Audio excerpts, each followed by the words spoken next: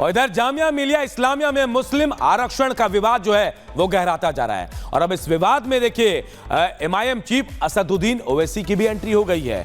वहां ये कहते नजर आ रहे हैं ओवैसी साहब के आरक्षण के मुद्दे पर सरकार इसमें सेंध लगाने की कोशिश कर रही है। रिपोर्ट देखिए।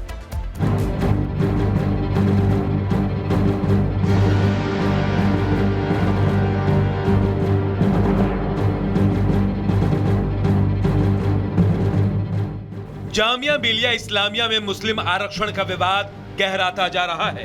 अब इस मामले में एमआईएम चीफ असदुद्दीन ओवैसी की भी एंट्री हो गई है।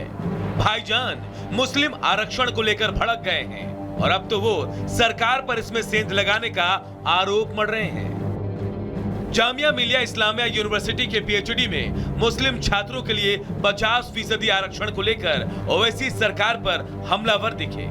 उन्होंने सोशल मीडिया पर पोस्ट करके लिखा, यह आरक्षण मुस्लिम उच्च शिक्षा को बढ़ावा देने के लिए था, लेकिन मौजूदा सरकार इसमें सेंध लगाने का काम कर रही है। जामिया ने अल्पसंख्यक संस्थानों के तौर पर पीएचडी में 50% सीटें मुसलमानों के लिए आरक्षित रखी थी, लेकिन सरकार ने इस नियम का उल्लंघन किया है।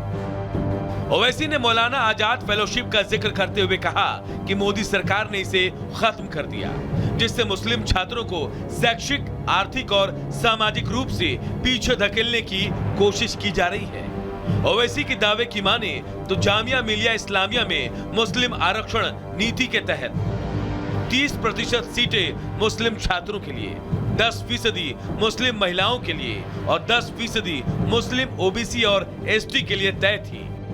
लेकिन कई विभाग इस आरक्षण नीति को लागू करने में विफल रहे, जिसके बाद से इस पूरे विवाद की शुरुआत हुई। रिपोर्ट्स की माने तो यह विवाद बीते साल अक्टूबर में शुरू हुआ, जब नए वाइस चांसलर मजहर आसिफ ने एक ऑर्डिनेंस में बदलाव किया और आरक्षण नीति में उचित ध्यान देंगे के वाक्यांश को उचित ध्यान दे सकते हैं में बदल दिया। यह बदलाव तब तक किसी के नजर में नहीं आया जब तक पीएचडी एडमिशन में इसका असर नहीं दिखा, लेकिन जैसे ही कई विभाग मुस्लिम छात्रों के लिए आरक्षण को पूरा करने में नाकामयाब रहे तो इस मामले ने तूल पकड़ लिया। Bureau report, Republic Bharat.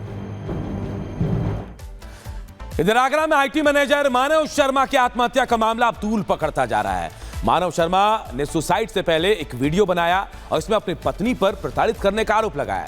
इस वीडियो के सामने आने के बाद मानव शर्मा के परिवार वाले और उसकी पत्नी के परिवार वाले एक दूसरे पर गंभीर आरोप लगा रहे हैं। पूरी खबर इस रिपोर्ट से बताते हैं। देखो, मर्दों का सोचो, प्लीज सोचो। अरे मर्दों के बारे में कोई तो बात करे, मर्दों के बारे में कोई तो बात करे। बेचारे बहुत अकेले हैं। मौत का जिम्मेदार कौन? और ये बोलकर मानव फांसी के फंदे पर झूल गए। जी हाँ, पत्नी के उत्पीड़न से तंग आकर एक बड़े आईटी कंपनी के मैनेजर मानव शर्मा ने आत्महत्या कर ली। सुसाइड करने से पहले उसने 6 मिनट 57 सेकंड का एक वीडियो बनाया, जिसमें सुसाइड करने से पहले मानव ने रोते हुए अपनी आप बीती सुनाई, जो अब सोशल मीडिया में वायरल हो रहा है। The law needs to protect men. You know, I have always, मैंने सुसाइड पहले भी अटेम्प्ट किया हुआ है बहुत सारा। मैं अपना बता देता हूँ। मेरा ये है कि अरे भाई सेम, ये सबका सेम है, सबका सेम है, सबका सेम है। तो मेरा भी वही है कि मतलब मेरी वाइफ का मुझे पता चला तो वो पता चला, चलो कोई बात नहीं।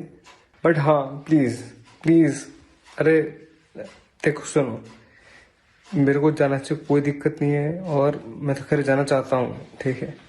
लेकिन मैं फिर भी ये कह रहा हूँ कि देखो, मर्दों का सोचो, प्लीज सोचो। अरे मर्दों के बारे में कोई तो बात करे, मर्दों के बारे में कोई तो बात करे।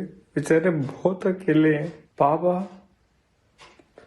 Sorry, mummy sorry, Akku sorry. जैसे ही मैं चला जाऊंगा सब कुछ ठीक हो जाएगा, मेरे चाहते ही सब कुछ ठीक हो जाएगा। आगरा में डिफेंस कॉलोनी के रहने वाले मानव शर्मा की शादी निकिता से महज 1 साल पहले हुई थी, जिसके बाद से दोनों के बीच कुछ बातों को लेकर अनबन होती रहती थी। लेकिन किसी ने भी नहीं सोचा था कि ये अनबन मानव के मौत की वजह बन जाएगी। अब मानव के आत्महत्या के बाद उसकी बहन और परिवार वालों ने निकिता और उसके परिवार वालों पर मानव को प्रताड़ित करने और धमकाने का आरोप लगाया है। तो वहीं निकिता ने भी एक वीडियो जारी कर अपने ऊपर लगे आरोपों पर सफाई दी और मानव और उसके परिजनों पर ही उल्टा आरोप लगा दिया।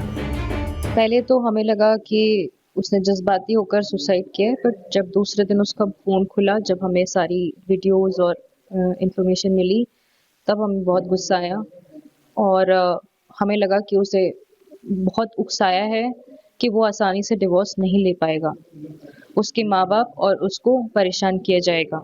जिस दिन वो मरा है उस दिन मैंने उसकी बहन को कॉल करके बोला है कि वो फांसी पे है, मैंने फोटोज देखी हैं, आप कुछ करो दीदी, आप कुछ करो। उन्होंने बोला कि तू सो जा, लीव, इग्नोर, कुछ मत कर, वो कुछ नहीं करेगा, मेरी बात हो गई है, वो कुछ नहीं करेगा। हालांकि मानव के पिता ने इस मामले में निकिता के परिवार वालों पर आरोप लगाते हुए पुलिस में मामला दर्ज करा दिया है, जिसके बाद पुलिस अब इस पूरे मामले की छानबीन कर रही है। ये सोशल मीडिया के माध्यम से एक वीडियो संज्ञान में आया, जिसमें एक युवक कैमरे पे ही लाइव आत्महत्या करने से पहले कुछ बातें कह रहा है। इस वीडियो का तत्काल संज्ञान लेते हुए प्राप्त तहरीर के आधार पर संगत धाराओं में थाना सदर पर अभियोग पंजीकृत है और आवश्यक विवेचनात्मक कार्रवाई प्रस्तुत है और उसी विवेचनात्मक कार्रवाई के आधार पर आगे की कार्रवाई की जाए। पहले अतुल सुभाष और अब मानव शर्मा की आत्महत्या ने एक सामाजिक मुद्दे पर नई बहस छेड़ दी है। एक तरफ जहां इस मामले में इस तरह के बढ़ते मुद्दों पर गंभीरता से सोचने पर मजबूर कर दिया है, तो वहीं महिलाओं के लिए बने कानूनों पर भी गंभीर सवाल खड़े कर रही है। Bureau report, Republic Bharat.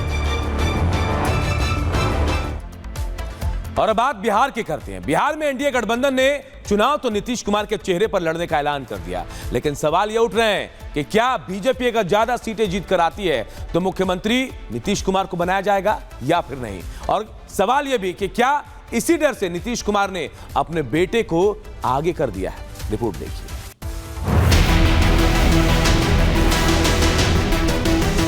पिताजी को हो सके तो फिर से सीएम बनाए। जेडीयू पार्टी को भाजपा के लोग समाप्त करना चाहते हैं, खत्म करना चाहते हैं। हमारा स्लोगन है 2025 फिर से नीतीश।